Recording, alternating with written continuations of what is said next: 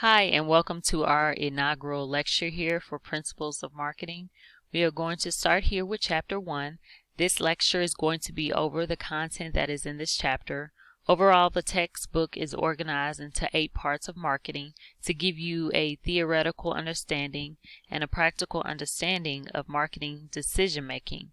In this presentation and the next one, we will be focusing on Part 1, Marketing Strategy and Customer Relationships, which introduces the field of marketing and offers a broader perspective to explore and analyze various components of this discipline. The purpose of this chapter is to give you an overview of a strategic marketing and provide a general framework for studying the field of marketing. First, we will define marketing and explore each element of the definition in detail. Then we're going to explore the importance of value-driven marketing. We will also introduce the marketing concept and consider several issues associated with its implementation, as well as look at the management of customer relationships and relationship marketing. And lastly, we will examine the importance of marketing in a global society. Marketing is the process of creating, distributing, promoting, and pricing goods, services, and ideas to facilitate satisfying exchange relationships with customers and to develop and maintain favorable relationships with stakeholders in a dynamic environment. This definition is consistent with the American Marketing Association definition of marketing, which defines marketing as the activity set of institutions and processes for creating, communicating, delivering, and exchanging offerings that have value for customers, clients, partners, and society at large. The essence of marketing is to develop satisfying exchanges from which both customers and marketers benefit. Both customer and marketer expect to gain something of value from the exchange. The marketing mix variables are often viewed as controllables because they can be modified. However, competitive forces, economic conditions, political forces, laws and regulations, technology, and socio-cultural forces shape the decision-making environment from controllable variables. Marketing focuses on customers. Customers are the purchasers of the products that organizations develop, promote, distribute, and price. They are the focal point of all marketing activities. The essence of marketing is to create a win-win situation by developing satisfying exchanges from which both customer and marketers benefit. Both customer and marketer expect to gain something of value from the exchange. Organizations generally focus their marketing efforts on a specific group of customers or their target market. Marketing managers may define a target market as vast number of people or a relatively small group. So, how many of you own an Apple product or know someone who owns an Apple product? Apple appeals to consumers who appreciate design, quality, and performance of technology, products, and services over their prices. So when you buy an Apple product, you're basically sharing and representing those ideals that the brand stands for. Marketing is more than just advertising or selling a product. It involves developing and managing a product, making the product available in the right place and at the right price, or an acceptable price to buyers, and communicating that information to help customers determine if that product will satisfy their needs. These activities, product distribution, promotion, and pricing, are known as the marketing mix because marketers decide what type of each element to use and in what amounts. Marketers have to aim to create and maintain the right mix of these elements to satisfy customers in their target market. Marketers must collect detailed and up-to-date information on the target market, consumers' preference, and competitors in order to develop the marketing mix. Such information like including data about the age, income, ethnicity, gender, and educational level of people in the target market, their preferences for the product features, their attitudes towards competitors' products, and the frequency with which they use the product. The product variable of the marketing mix deals with researching customers' needs and wants and designing a product that satisfies them. A product can be a good, a service, or an idea. A good is a physical entity that you can touch or feel. Service is an application of human or mechanical efforts to people or objects to obtain or to provide intangible benefits to customers. An idea is a concept, philosophy, image, or an issue. The product variable includes the creation or modification of brand names and packaging. It may also include decisions regarding warranty and repair services. Product variable decisions and activities directly impact the creation of products that meet customers' needs and wants.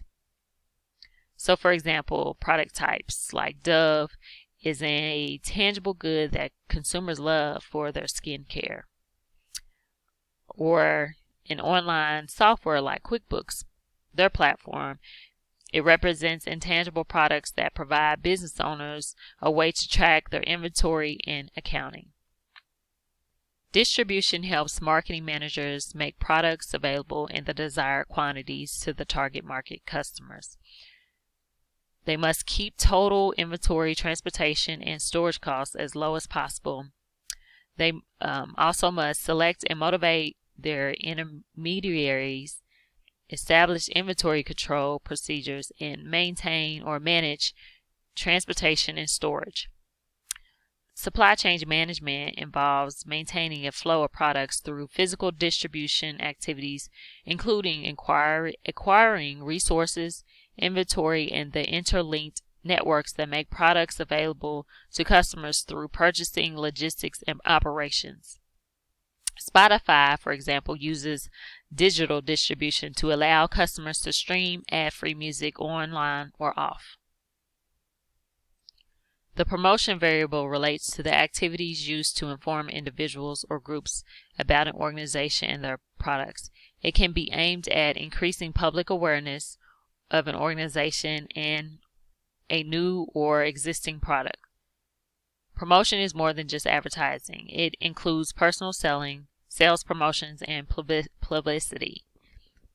Some of the promotional activities can be educating customers about product features, or urging people to take a stance on a political or social issue, or sustain interest in established products. So Disney, they came out with Disney Plus, and their advertisement informs the audience of their different streaming platforms. The price variable relates to decisions and actions associated with establishing pricing objectives and policies and determining product prices. Price is a very important component of the marketing mix because customers are concerned about the value they obtain in an exchange. Price is a competitive tool, but it can lead to intense price competition. Marketing mix variables are often viewed as controllables because they can be modified. However, in the economic conditions or competitive structure or government regulations, this may limit a marketing manager's influence. Value is a customer's subjective assessment of benefits relative to costs in determining the worth of that product. Customer benefits include anything a buyer receives in exchange.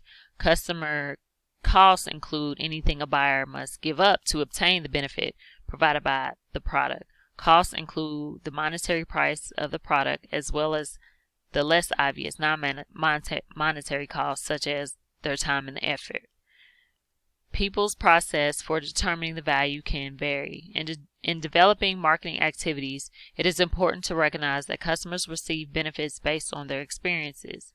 The marketing mix, especially the promotional activities and extra services or features, can be used to enhance these perceptions of value. For example, Costco creates value for their customers with its generous return policies. You can basically return anything for a full refund, with a few exceptions of like electronics and appliances. They have a 90-day return policy for those. They also have strong customer service, among other things. Marketing builds relationships with customers and other stakeholders. Individuals and organizations engage in marketing to facilitate exchanges. There are 4 conditions that must exist for an exchange to occur. 1, 2 or more individual groups or organizations must participate, and each must possess something of value desired by the other party. 2. The exchange should provide a benefit or satisfaction to both parties involved in the transaction. 3. Each party must be confident in the promise of the something of value held by the other. 4. To build trust, the parties to the exchange must meet expectations. An exchange will not necessarily take place just because these conditions exist. Marketing activities can occur even without an actual transaction or sale. Marketing activities should attempt to create and maintain satisfying exchange relationships. To maintain and exchange relationships, buyers must be satisfied with the good, service, or the idea obtained, and sellers must be satisfied with the financial reward or something else of value that they receive. Marketers are also concerned with building relationships with the relevant stakeholders who have a stake or a claim in some of the aspects of the company's products, operations, markets, industries, and outcomes. These may include customers, employees, investors and shareholders, suppliers, governments, communities, competitors, and many others. So marketing occurs in a dynamic environment. The marketing environment, which includes competitive, economic, political, legal, and regulatory, technological, and socio-cultural forces that surround the customer and affect the marketing mix. The effects of these forces can be difficult to predict. These forces of the marketing environment affect marketers' abilities to facilitate exchanges in a few ways. They can affect customers' lifestyle, their standards of living, and preferences and needs for products. They help determine whether and how a marketing manager can perform certain marketing activities. They affect a marketing manager's decisions and actions by influencing buyers' reactions to the organization's marketing mix. Marketing environments forces can fluctuate quickly and drastically. Changes in the marketing environment produce uncertainty for the marketers and at times hurt many efforts, but they also create opportunities. Marketers who are alert can adjust and capitalize on these opportunities that is provided by the change. Marketing mix elements, again, product distribution, promotion, and price, are factors over which an organization has control. The forces of the environment, however, are subject to far less control. According to the marketing concept, an organization should try to provide products that satisfy customers' needs through a coordinated set of activities that also allows the organization to achieve its goal. Customer satisfaction is the major focus of the marketing concept. An organization should focus on customer analysis, competitor analysis, and the integration of the organization's resources to provide customer value and satisfaction, as well as long-term profits. The organization must continue to alter, adapt, and develop products to keep pace with the customer's changing desires and preferences. The marketing concept stresses that marketing begins and ends with the customers. There is a positive correlation between customer satisfaction and shareholder value. The marketing concept is not a second definition of marketing. It is a management philosophy guiding an organization's overall activities. Marketing is a strategic concept to achieve objectives. So a firm that adopts the marketing concept must satisfy not only its customers' objectives but also its own, or it will not stay in business for long. The marketing concept stresses that an organization can best achieve these objectives by being customer-oriented. It is important for marketers to consider the long-term needs of society. Companies have always embraced the marketing concept, but the evolution of marketing has gone through three major time periods. So there was the production orientation, where the Industrial Revolution took place in the second half of the 19th century in the United States. As a result of new technology and new ways of using labor, products entered the marketplace and consumer demand was strong. The next phase was the sales orientation. During the first half of the 20th, during the first half of the 20th century, competition increased and business people viewed sales as the major means of increasing profit. During this era, the major marketing activities were personal selling, advertising, and distribution. Then you have the market orientation. So by the early 1950s, some business people realized that they had to produce what consumers wanted rather than making products and trying to persuade them that they needed this product. A market orientation requires the organization-wide generation of market intelligence pertaining to current and future customer needs, dissemination of the intelligence across departments, and organization-wide responsiveness to it. A marketing orientation should recognize the needs to create specific types of value, creating capabilities that enhance organizational performance. A market orientation involves being responsive to ever-changing customer needs and wants. To implement the marketing concept, a market-oriented organization must accept some general conditions and recognize and deal with several problems. Management must establish an information system to discover customers' real needs and then use the information to create satisfying products. Information systems can be expensive and time-consuming. A company must also coordinate all these activities. This may require restructuring internal operations, including production, marketing, and other business functions. It requires the firm to adapt to a changing external environment and predict major changes. Customer Relationship Management, also known as CRM, focuses on using information about customers to create marketing strategies that develop and sustain desirable customer relationships. Achieving the full profit potential of each customer relationship should be the fundamental goal of every marketing strategy. At the most basic level, profits can be obtained through relationships in the following ways: by acquiring new customers, by enhancing the profitability of existing customers, or by extending the duration of customer relationships. Implementing the marketing concept means optimizing the exchange relationship, the relationship between a company's financial investment in customer relationships and the return generated by customers responding to that investment. Relationship marketing refers to long-term mutual beneficial arrangements in which both the buyer and the seller focuses on value enhanced through the creation of more satisfying exchanges. Continually deepens the buyer's trust in the company, and as the customer's confidence grows, this increases the organization's understanding of the customer needs.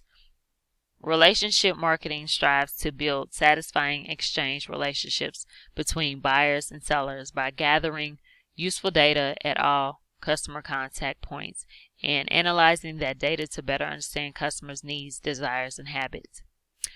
Marketers are increasingly turning to marketing research and information technology to improve CRM. By increasing customer value over time, organizations try to retain and increase long-term profitability through customer loyalty. Through the use of e-marketing strategies, companies can personalize customer relationships on a nearly one-on-one basis. Managing customer relationships requires identifying patterns of buying behavior and using that information to focus on the most promising and profitable customers. Customer lifetime value predicts the net value, profit or loss for the future relationship with a customer. A customer's value over a lifetime represents an intangible asset to a marketer that can be augmented by addressing the customer's various needs and preferences at different stages in his or her relationship with the firm. When marketers focus on customers chosen for their lifetime value, they earn higher profits in future periods than when they focus on customers selected for other reasons. Identifying individual customers allows marketers to shift their focus from targeting groups of similar customers to increasing their share of an individual's customers' purchases. Focusing on share of customers requires recognizing that all customers have different needs and that not all customers weigh the value of a company equally. The concept of CLV may include not only individuals' tendencies to engage in purchases, but also his or her strong word of mouth communication about the company's product. CLV is a key measurement that forecasts a customer's lifetime economic contribution based on continued relationship marketing efforts. It can be calculated by taking the sum of the customer's present value contributions to the profit margins over a specific time frame. CLV can help marketers determine how best to allocate resources to marketing strategies to sustain that customer over a lifetime.